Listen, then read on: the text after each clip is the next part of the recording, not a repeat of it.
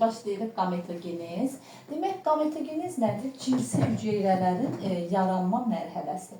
Demək, birinci danışacağıq biz, demək, gametogenezin özünü iki mərhələyə bölürük. Spermatogenez, yəni dişi gametin yaranma mərhələsi, spermatogenez və erkək cinsi hüceyrə, yəni erkək gametin yaranması da nədir? Ovogenez. Niye tersine öyle olur? Hə? Spermatogenez erkek olmalı değil. Adı mi? erkəkdir. Erkək cinsi hüceyrələrin yaranması elə bizim spermatogenez, dişi cinsi hüceyrələrin yaranması da nədir? Ovogenezdir. İndi burada ovogenez, ovogenezdə yaza bilər. Bəzi kitablarda var məsələn, ovogenezdə yaza bilər, oogenezdə yaza bilər. Eyni şey. Demək, sonra indi biz burada birinci başlayırıq. Demək, hansı mərhələdə? Spermatogenez mərhələsi. Yəni, nə? Erkək gametin yaranma mərhələsi. Demək, ümumiyyətlə, erkək gamet yaranır, spermatogenez deyəndə, yəni erkək cinsi hüceyrələr heyvanlarda, insanda, əksəriyyət heyvanlarda, insanlarda harda yaranır? Demək, toxumluqda. Demək, spermatogenezi də, ovogenezi də 3 mərhələyə bölürlər. 9-cu sinif kitabında da şəkil var. Oradan baxa bilərsiniz. Səhifə 82-də. Demək, 3 mərhələyə bölürlər. Hansıdır? Çoxalma. Birinci demək, 3 mərhələmiz hansıdır? Çoxalma, böyümə, çoxalma, böyümə, bir də yetişmə mərhələsi. Çoxalma, böyümə, yetişmə mərhələsi. Yetişmə. İndi çoxalma mərhələsində biz nə görürük? Baxırsınız bura. Çoxalma mərhələsində demək, toxumluqda olan ilkin cinsi hüceyrə, o qamet deyil, sadəcə çoxalmağa hazır olan hüceyrədir. Çoxalma mərhələsində, baxın yazır, ilkin cinsi hüceyrələr. İndi əslində, buradan başlayaq. İlkin cinsi hüceyrədir. İlkin cinsi hüceyrələr, bu mərhələdə yazınızda saxlayın, hüceyrələr mitoz yolla bölünür. İndi siz bilirsiniz, mitozda əmələ gələn 2 qız hüceyrə yaranırdı, bir ana hüceyrə bölünürdü, 2 qız hüceyrə yaranırdı. Hər birində xromosom, DNA miqdarı nə qədər idi? 2S, 2D. Başa düşün. Demək, çoxalma mərhələsində hüceyrə hansı yol, ilkin cinsi hüceyrə hansı yolla bölünür? Mitoz. Və burada mitoz yolla bölünürsə, neçə dənə hüceyrə yaranacaq? 2 dənə. Sonra, məsələn, burada birinci mitoz keçdi. Sonra bu yarananlar hər biri təzədən nə olacaq? Növbət dəfə mitoz bölünmə keçirəcək. Bunlardan da yenə nə yaranacaq? Hərəsindən 2 dənə hüceyrə. Ola bilər, 3-cü dəfə bu yaranan 4 hüceyrəmiz hər biri təzədən bir də mitoz bölünmə keçirər. Yaranacaq sonda məsələn 8-dən. Çünki biz bilirik ki, mitozda hüceyrə sayı hər dəfə 2 artır da. İlkin cinsi hüceyrə bölündü, məsələn, mitoz bölünmə nəticəsində məsələn 8 dənə hüceyrə yarandı. Sənə deyir ki, bu bir dənə hüceyrəni götürür məsələn. Deyir ki, bu bir dənə hüceyrənin xromosom və DNA miqdarı, məsələn, mitozla yaranıbsa, demək, bax, bunların hər birində 2 xromosom, 2C xromatid və 2D-də nə olacaqdır? DNA. Fərqi yoxdur, bunu da soruşsa qızlar. Yenə, bu nəylə yaranır? Hansı bölünməklə yaranır? Mitozla. Mitozda da bilirəm ki, mitozla yaranan hüceyrədə nə olur? Yenə 2, 2C, 2D. Onda hər birində olur. Hər birində, çünki hər biri mitoz bölünməklə yaranır. Əgər bu, məsələn, insan hüceyrəsi olsa, məsələn, insanın toxumluğunda, erkək fərdin toxumluğunda çoxalma mərhələsində sənə deyir ki, sonda yaranan bir hüceyrədə neçə dənə xromosom, neçə DNA olur? 2-imiz nəyə bərabərdir bizim insan üçün? 46-ya. Demək, çoxalma mərhələsinin sonunda əmələ gələn hər bir hüceyrədə neçə xromosom olur? 46 xromosom, sonra 46 DNT, 46 da xromatid. Aydın oldu. Bax, bunların hər biri sualdır. Bunları əlaqələndirib sən bilməlisən ki, çoxalma deyəndə beyin fokuslanır mitoz bölünməyə, mitozun da hər bir hüceyrədə xromosom sayı. Məsələn, burada bölünən hüceyrə var, ilkin bölünən hüceyrə. Bunda xromosom DNA sayı nə qədər olacaqdır? Dörd. Onda da yeniydi. Və mitozun Yo, yo. təməlində başlayanda mitoz bölünmədən əvvəl. Məsələn, bu hüceyrə Mitozda iki dəfə keçirir artır. də. Hə. Bax, bir dənə qulaq. Bu hüceyrə mitoz keçirir də. Mitoz bölünməyə başlayanda başlamamışda əvvəl nə gedir? İnterfaza, Bəli, hazırlıq, bu mitoz bölünmə başlayır və burada mitozun təməlində profazaya başlayanda xromosom, xromatid sayı neçə Dörd. olurdu? 4. 2'dir. Başlanğıcda profazda da necə olurdu xromosom DNT miqdarı? 2. 2, 4 S 4'tür. 4 Demək ki, ilkin hüceyrədə nə olur? Bölünən hüceyrədə 2-in 4 deyildi. Əmələ gələn hüceyrələrin hər birində amma 2-in 2 deyildi də. Çünki məsələn bunun üçün sən mitozu əzbər bilməlisən. Ki, mitozun keçmişlikdə profazasında 2-in 4'dir. Metafaza həmişə pro ilə eyni olur. 2-in 4'dir. Anafazada bir xromatidli xromosom çəkilirdi deyə 4-in 4'dir. Telofazada da hər bir hüceyrədə nə olurdu? 2-in 2'dir. Bax, bölünən belə olur, yarananlar bu cür olur. Aydındır bu. İndi gəlirik. Bu çoxalma mərhələsində çoxlu hüceyrələr yarandı. Biz hələ ki spermatogenezdən danışırıq. Böyümə nə deməkdir? Böyümə mərhələsində, bunu silim olsunlar, eyni miqdarda olur. Böyümə mərhələsində hüceyrə keçirir interfaza. Bu mərhələdə hüceyrə keçirir interfaza dövrünü. İndi, məsələn, bu hər hansı diqqətli qulaq asır. Bir dənə bu hüceyrənin birini götürək. Çünki hamısını götürə bilmərik də. Çoxalma mərhələsində əmələ gələn bu hüceyrələrdən biri interfaza dövrünü keçirir. Interfaza. Interfazada da bu hüceyrə normalda neçə 2 interfazada neçə olacaq onda? DNT ikiləşəcək. Yəni burada nə olacaq? 2'in 4C halına keçəcək. Aydın oldu da. Demək, interfazada olan xüsusiyyətləri sən böyüməyə deyəcəksən. DNA'nın miqdarı burada demək başlanğıcda interfaza keçirməmişdən əvvəl demək bu hüceyrədə 2'in 2S2 deyildi. İnterfazadan sonra nə oldu? İnterfaza keçirdi. DNA'nın miqdarı və xromatid sayı nə oldu? 2 dəfə artdı. Aydındır. 2 dəfə artdı. Sonra interfazada bilirsiniz də hüceyrədə nə gedir? Asimiliyasiya, disimiliyasiya prosesi, hüceyrə sürətlə böyüyür. Görürsünüz? Asa bəzi DNA malik orqanoidlərin miqdarı 2 dəfə artır və s. Bu interfazanın xüsusiyyətləridir. Demək ki, biz interfazada əsas özəlliyi odur ki, hüceyrə DNA 2 deyildi, 4 oldu, DNA ikiləşdi. Və hüceyrə nə oldu? Böyüdü. Məsələn, görürsünüz, burada hüceyrəni balaca çəkdim, burada böyük çəkdim. Neynədir hüceyrə? Interfazada böyüyür. Özəlliyi budur. Və burada yenə də əsas S-lər, D-lər hər biri düşür imtahan özdə əlaqəli. Onun üçün də mitoz, meyozu biz həqiqətən əzbər bilməliyik. Bütün o fazaları əzbər bilməlisən ki, sən buranı da başa düşəsən. Sonra gəlirik bu böyüyən hüceyrə, demək, böyüyən hüceyrə keçir hansı mərhələyə? Yetişmə mərhələsinə.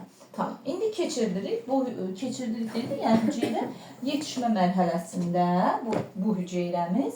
Yetişmə mərhələsinin xarakteri xüsusiyyəti odur ki, buradakı hüceyrələr neyinir? Meyoz bölünmə keçirir. Aydın oldu. Demək, bu hüceyrəmizi bura çəkirəm. Yetişmə bu hüceyrəmizi, bölünmüş hüceyrəmizi. Bunun özündə nə idi? Demək, başlayanda 2, 4C-dir. İndi bu hüceyrə özü neyniyəcək? Meyoz 1. Birinci meyoz da bilirsiniz. Meyoz 1 var, meyoz 2 var. Demək, Aysu, bu hüceyrə bölünür, meyoz bölünmə keçirir. Bundan neçə də meyoz 1'in sonunda neçə hüceyrə yaranırdı? 1'in sonunda 2 dənə. Ümumi olaraq 4 dənə. Demək, burada meyoz 1 keçdi. Və onun yarısı olacaq. Meyoz 1. Bax, qabağını yazırıq. Meyoz 1-in sonunda hər şey 2 dəfə nə olurdu? Azalırdı. Demək, bu hüceyrələrimizin hər birində Mitozda 2 dəfə artır, bunda isə 2 dəfə azalır. Fərqləri o idi.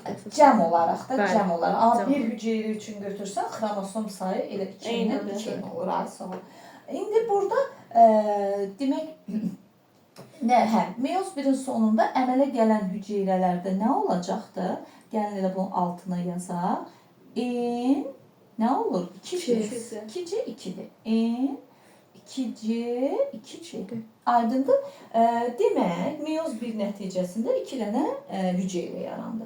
Sonra bu hüceyrələr biz bilirik ki, meyoz 1-in arxasınca nə gəlir? Meyoz 2. Bu hüceyrələrin hər biri təzədən bölünmə keçirir. Yəni Nəticə burada da olaraq 4 baş dənə verir. yaranır. Ay, onu da çəkək. Meyoz 2. Bundan yenə neçə hüceyrə yaranacaq? 2 dənə. Bunlardan da hər birindən neçə hüceyrə yaranacaq? 2 dənə. Burada getdi meyoz 2. Meyoz 2. Meyoz 2. Və burada sonda yaranan hər bir hüceyrəmizdə nə olacaq? N, C, N, C, N, C, N, C. Aydındır. İndi, məsələn, bura diqqətlə baxırıq. Demək, burada meyozun sonunda 4 dənə hüceyrə yaranmırdı. Gördünüz, 4 dənə hüceyrə yarandı. Əgər bu insan hüceyrəsidirsə, yəni ki, məsələn, ümumiyyətlə əksəriyyət heyvanlarda, insanda yetişmə mərhələsinin sonunda yaranan spermatogenezin, yəni sonunda yaranan 4 dənə hüceyrəyə biz nə deyəcəyik? 4 dənə hüceyrə, 4-ü də nəyə çevriləcək? Spermatozoida, yəni erkək qametə. 4 hüceyrə yaranır, 4-ü də nəyə çevrilir? 4 hüceyrə həm də elə 4 qametdir. 4 dənə qametdir.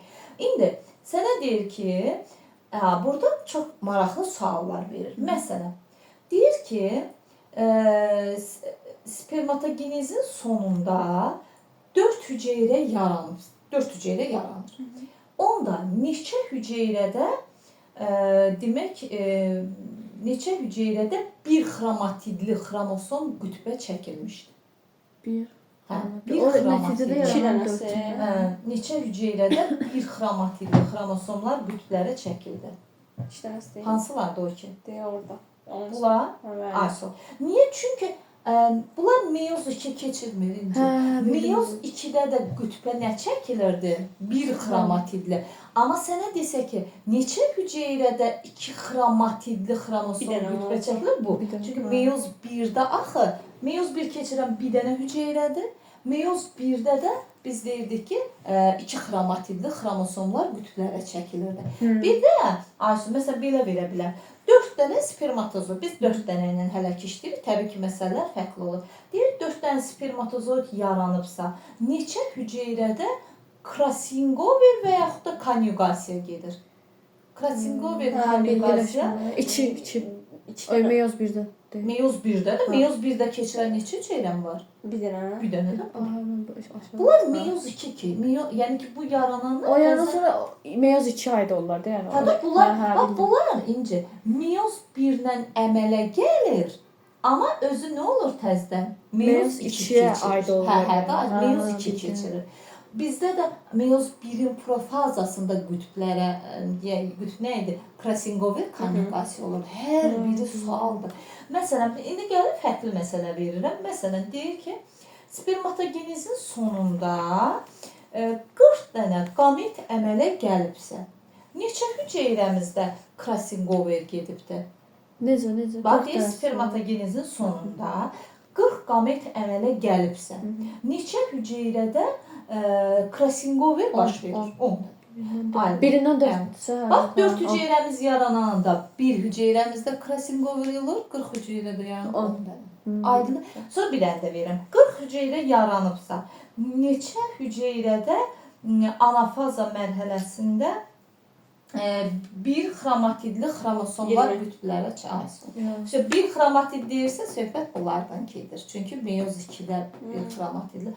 Aydın olursa, bunları bildik, bu NC-ləri bildik, nə düşsə, amma mütləq çəkin. Görürsünüz nə qəşəng belə ardıcıl çəkdim.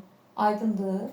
Sonra gəlir bunun bu yaranan spermatozoid var 4 dənə. İndi spermatozoidin özünün quruluşu var. Demək, spermatozoidin quruluşunu biz baxa bilərik. Məsələn, bu şəkildən siz də güvənə baxın. Bax, bu şəkil spermatozoidin quruluşudur. Şəkili çəkməkdənsə üstündə daha yaxşıdır. Mən də spermatozoidin quruluşuna baxın. Aha. Bu spermatozoidin özünün quruluşuna baxanda biz 3 hissə görürük. Hansıdır? Başcıq, boyuncuq, bir də quyruq hissəsi. Spermatozoidin başcıq hissəsinin əsasını, bu başcıq hissəni əsasını nə tutur? Nüvə. Nüvədə də nə olacaq? Xromosomlar. İndi məsələn sizə bir şey deyim. Buradakı 4 dənə spermatozoid var, hə? Hər spermatozoiddə neçə xromosom var? 23. 23. Çünki enimiz nəyə bərabər? İnsan orqanizmi üçün 23. Yaxşı, bir dənə də belə sual verin. 4 dənə bu spermatogenezin sonunda əmələ gələn spermatozoidlərdə cəmi neçə autosom xromosomu var? Autosom deyil. 8. Yox, 4. autosom. Bir normalda 23'e 1 olur. 23 xromosom yox idi. 4 Onu dənə necə yazırdın? Şeyde 22. Hə, bir də bunu belə yazaq. Məsələn, burada 22 plus X. Aha. Buna yazıram 22 plus X, elə bunun yadımdan çıxmasın. 22 plus Y, Ha 22 plus 22 plus Y. Bunları yaxşı elə. Demək, spermatogenezin sonunda yaranan 4 hüceyrədən ikisinə ümumi demək 23-ü vururuq 4-ə 92 xromosom var. Autosom deyəndə nə edirik? 4-ü vururuq 22-yə. Neçədən oldu? 88. Cinsi xromosom deyəndə 4 dənədir. İkisi X cinsi xromosomdur, ikisi də nədir? Y cinsi xromosom. Ben cinsini demişim. Hə, sən cins xromosomlar dedin. Autosom aydın oldu bu hissəsində hər biri sual kimi. Məsələn, bu ola bilər hər hansı bir başqa canlı olar, yenə onun tüfən drozofildir. Drozofil milçəyinin məsələn fərq yoxdur. Məsələn, şimpanze ola bilər və s. Əvvəl eynini taxırsan, sonra autosom deyəndə yenə bu tip yazırsan, autosomun sayını vurursan 4-ə. Cinsiyyət də deyəndə onsuz da 4 dənədir. İkisi X-dir, məsələn, ikisi Y-dir. Hə, indi biz spermatozoidin hissələrinə baxanda başcıq hissəsi var, boyunca hər bir spermatozoidin bax belə başcıq, boyuncuq, quyruq hissələri var. Başcıqda dedik əsas hissəni nə tutur? Nüvə. Sonra başcıqda akrosom deyilən bir hissə yazır. Akrosom demək bu Golgi kompleksindən əmələ gəlir və akrosomun işi bilirsiniz necədir? Bu spermatozoid ki yumurta hüceyrəyə daxil olur, o yumurta hüceyrənin qılafını əritməyə xidmət edir. Əridici xüsusiyyəti var. Sonra başcıqla boyuncuğun arasında biz nə görürük? Hüceyrə mərkəzi. Həm də boyuncuqda biz həm də nə görürük? Mitoxondri. Mitoxondri həm boyuncuqda var, həm də mitoxondri quyruq hissədə də olur ki, quyruq hissədə də o demək o hərəkəti təmin edir. Spermatozoidin hərəkətini təmin edir. Aydındır? Mitoxondri quyruq hissədə də var. Hə, boyuncuqda da olur, quyruq hissədə də olur. Elə bir boyuncuqdan başlayır, quyruq hissədə də olur və o da onun hərəkətini təmin edir. Bu oldu spermatogenez. İndi sonra gəlir